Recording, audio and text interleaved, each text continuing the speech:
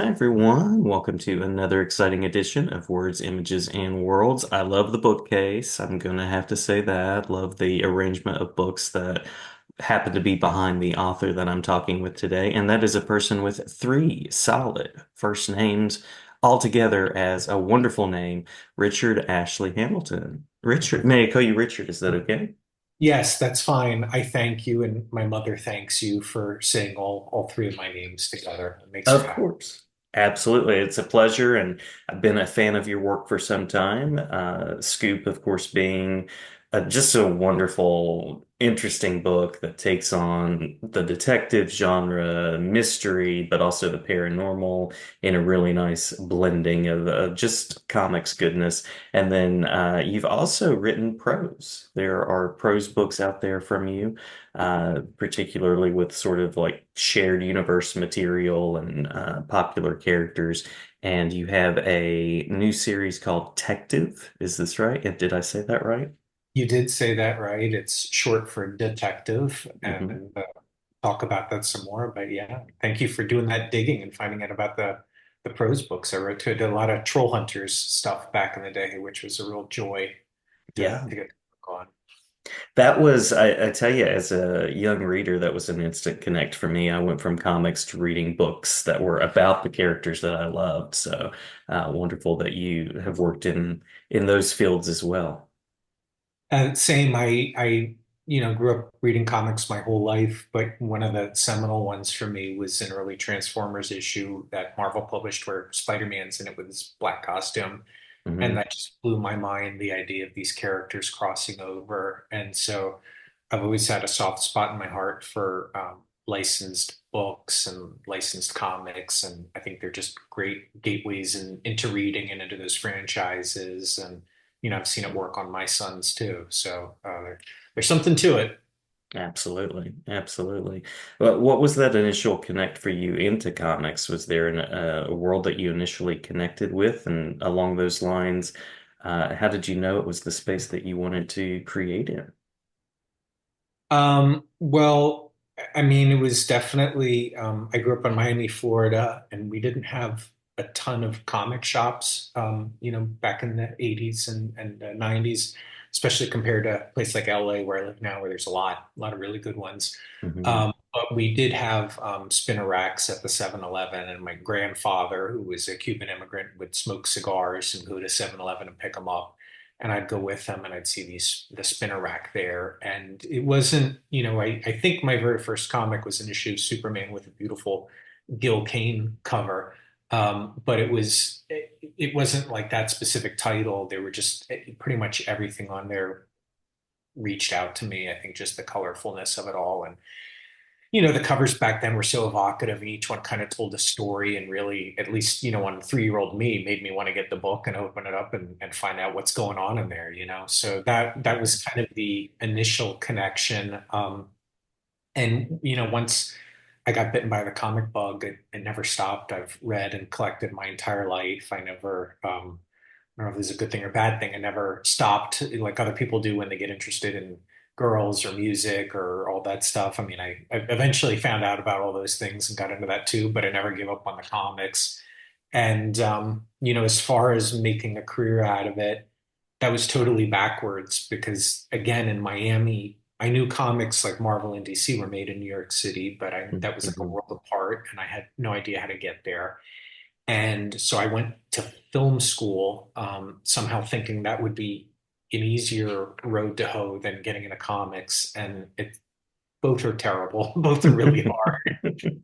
But it wasn't until after going not just through film school, but graduate school and getting a master's in screenwriting and talking to my then girlfriend, now wife, and saying like, what I really want to do is I love comics more than anything. That's what I want to write. And so she said, well, you should just start making your own comics. So it was a very long and roundabout, and probably the most expensive way ever to realize I just wanted to make comics. And so after that, I started self-publishing, and after some fits and starts and taking some detours into some licensed work for DreamWorks, here I am with Scoop and Tectiv all these many years later.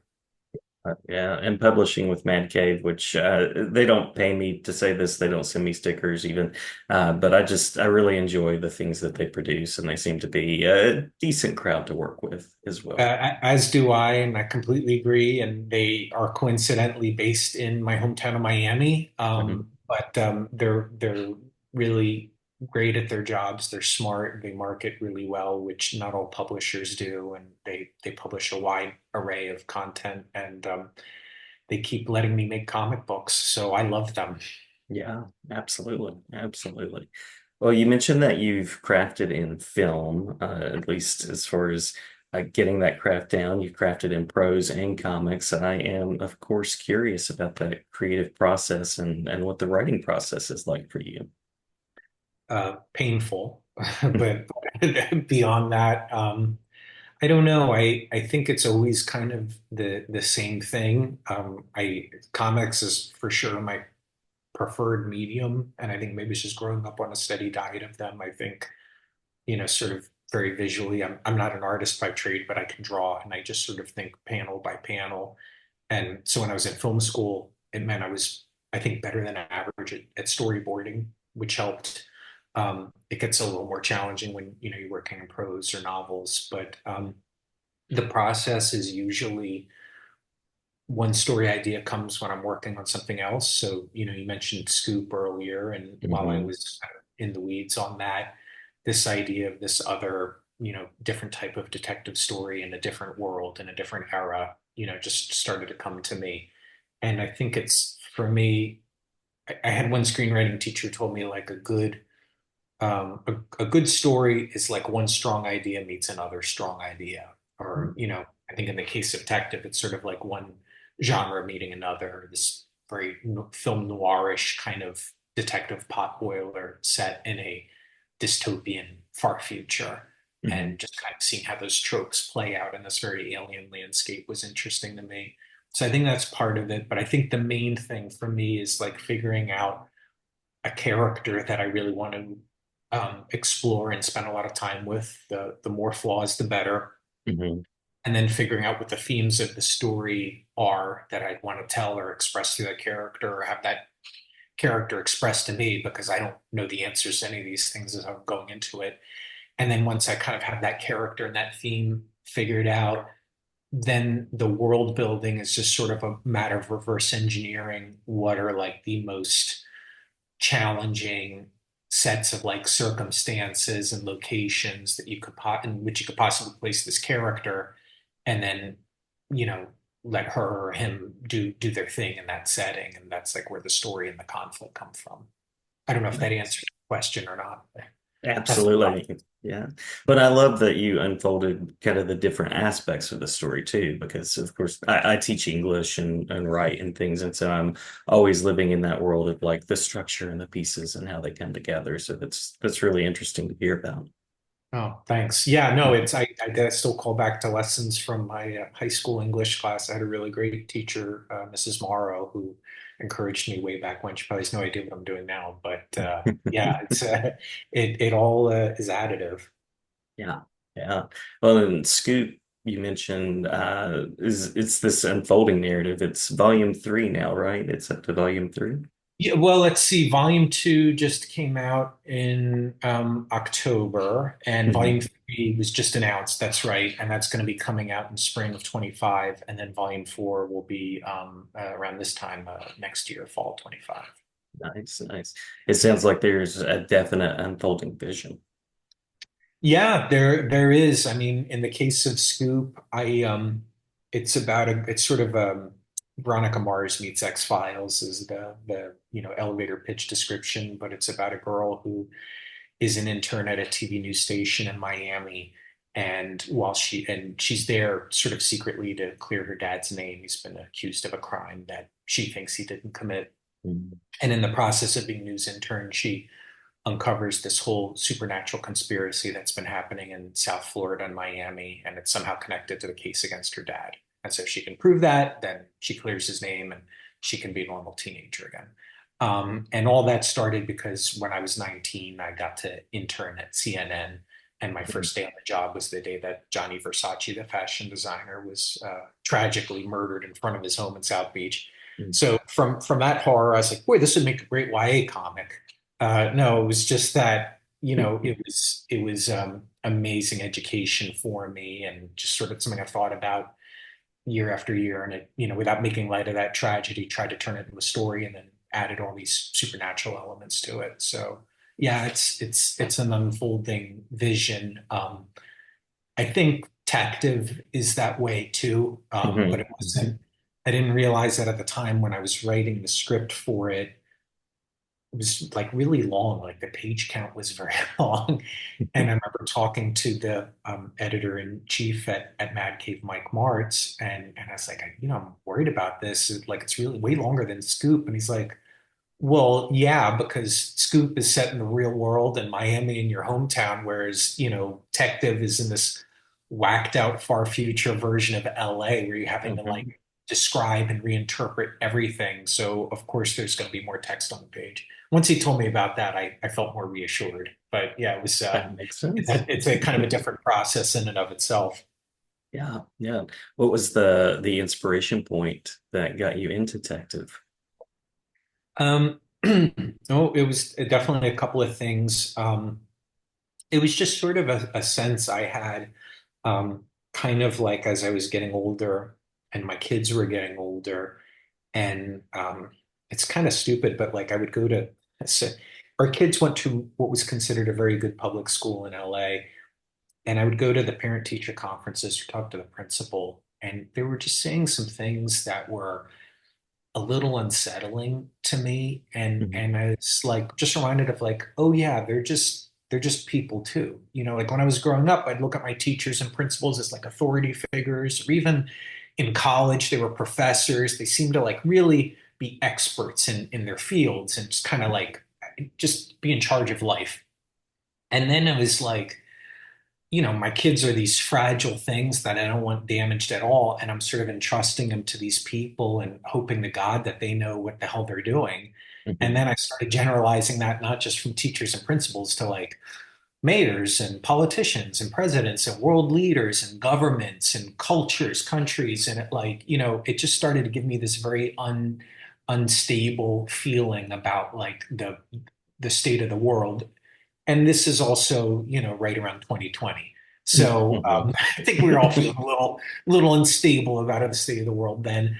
And kind of, I know you're a big advocate of literacy, and I am Mhm. too. And like a big kind of bugaboo of mine, and what I'm always trying to tell my kids is about like thinking critically and not just taking what people tell you, but like do your own research, do your due diligence, find Mhm. find facts and create your own informed opinion. Think critically. Yeah. And that's something that's in really short supply now, especially with like, I don't know, not to be like too preachy, but with social media and it's like very easy for people to fall into echo chambers and for the really loudest minorities to have outsized impact on all these platforms. And like it's definitely affecting our culture. We can argue whether it's for the better or for the worse, but it is having an impact. Mhm. And so I just kind of wanted to tell a story about someone living in a world that sort of presents itself one way. So in Tective, our main character, her name is Bingo Finder, and she's a scavenger in this what we call a post-apocalyptic LA. So it's not like a nuclear wasteland at all. There may not have even been a nuclear war. It's like generations beyond whatever the cataclysm was, and Los Angeles has kind of reverted back to this very bucolic farming community, which is what it was 150 years ago before we came and ruined it and overdeveloped it and put an in and out Yeah. burger everywhere. Um, but it presents itself to her and to the readers as a utopia, and it's post crime, post feminist, post racial, like everyone lives equally, even mutants. There hasn't been a crime in thousands of years, therefore, there is no police force or any kind of law enforcement. And, just everything seems honky dory until Bingo's friend goes missing. And Mhm. now nobody knows what to do. The mayor, the law enforcement, quote unquote, in her village, they've never had to deal with anything like this, so they're really useless. But Bingo, as a scavenger, would go through ruins all the times, and her favorite things to find were books, and especially detective books. And she has Mhm. one that's a favorite of hers, but the cover is all worn. And so she can only read part of the word detective, and it's Tectiv, and that's the title of our book. So the first couple letters and last couple letters are worn off, and she just gets inspired by these stories of these guys who wear trench coats and fedoras and go around a city called LA, and search for missing people and right wrongs, and also kind of grapple with their own interior shades of gray. And so she's like, oh, well, that's what I'm gonna do. I'm just gonna be a detective and I'm gonna go find my friend. And in true noir fashion, the deeper she digs into this weird supposedly utopian world of hers, the more she realizes it's actually kind of house of cards built on lies. Yeah. And the digger she deeps, the more buried skeletons she finds, literally and figuratively. And then it kind of opens up into a much bigger case that kind of impacts the whole world, not just her and her missing friend. So Nice. that's kind of the larger story of Tectiv there. I love the mingling of two of my favorite things, pulp noir storytelling, as well as and even post apocalyptic storytelling. And you mentioned being critical, which is always an emphasis for me of critical not as a bad thing, but as a way of being thoughtful, of thinking about the world, of being willing to ask questions and not to be afraid to ask questions or to try to find answers. Yeah, absolutely. And in also in sort of the course of that, to not become totally um, cynical or skeptical or jaded, but to still believe in something, even as you are trying to kind of like identify or recalibrate your beliefs or test them against, what is being presented to you by your world. So Yeah. all that's kind of I think just a highfalutin way of saying like in true Nora fashion, it's a damaged person with questions who goes out to answer those questions and winds up raising even more questions about their world and about themselves. And they get resolved, not always to their satisfaction, but they do get resolved one way or the other. Yeah, yeah. And a filter is not a wall or a closed door or anything like that by any means. A filter Right. is a filter. Absolutely. Yeah. Well, I have a question that I had a lot of fun thinking up, which is if you were to live in any literary apocalyptic, there we go, landscape. And literary can be, I mean, I'm very equal materials here. Classic literature, however it's defined, comics literature, television, whatever it happens to be. What would that landscape be? Where would you want to go? It's really admittedly uh, not the list of options that you would necessarily want to be in, but is there one that's maybe less damaging than others? Right. Which one is least immediately fatal to me? Right. Yeah, Right. yeah. Which one would I survive a split second longer in? And Hmm. that is a truly great question. I don't, well, I'll try and can I give a couple of answers? Like Of I'll do course. like so for comics, it would be Kamandi because like it's just Hmm. Jack Kirby, colorful craziness, and there are talking animals, and we have a little bit of that in Tectiv, so that's definitely a tip of the hat to the king. Nice. Um, and but in terms of like literature, I'd say it's actually probably not even a future that we've glimpsed, but at the end of the time machine, when the time traveler kind of disappears and heads back into the time stream to parts unknown. And I can't remember if this was just in the movie or if it's also in the book, but he takes three books from his library and you don't know Mhm. what they are. And he takes them to some point in the far future and he's going to attempt to reestablish society. And so I think it'd be pretty cool to have a front row seat to that dystopian future, hopefully not dystopian for long, and see how society's rebuilt. Yeah. Yeah, I'm going to go with that one. Those are great answers. Great Thank you. answers. Love that. Yeah. Well, with that, I think I have one more official question, and then we can hit anything that we might have missed. It's been a delight talking with you. Uh, Likewise. oh, thank you. Thank you. Where can we find out more about your work, either online, conventions? Where might we see information about the book and what's coming up?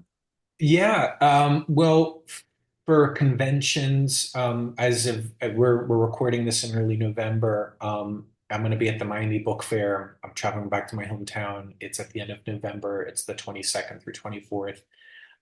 It's a great event, or sorry, here I've never been in person, but I've heard from friends and family who still live there that it's a really great time and really good turnout, a lot of comics and graphic novels. So if anyone happens to be in the South Florida area and would like to come meet me, Richard Ashley Hamilton, that's where I'll be, November 22nd and 24th. And I tend to go to all the, certainly the big shows on the West Coast. I go to San Diego. I was just at New York Comic Con. Mhm, mhm, I go to the ALA, the American Librarian Association conventions. Those are really great, our kind of mhm. people. Um, I'm not very good on social media. I've tried and I'm not good, but you can't find me on there. I have profiles. I'm on Instagram and just my full dorky name, Richard Ashley Hamilton. I think that's what I go by on Facebook, and I'm on Twitter or X as at regards Richard. But if you just Google my name, you'll find me, and I'm always happy to talk comics with people. Great, great. It is a solid name. It is a solid name. I Thank like the you. name. Yes, Thank you. I'm absolutely. going to pass that on to my mom. Well, always a delight to talk with you. Glad to have you back anytime. And thank you so much for a wonderful conversation, Richard. Thank you for having me, Jason. I would love to come back. Sounds great. Sounds great. It's a plan.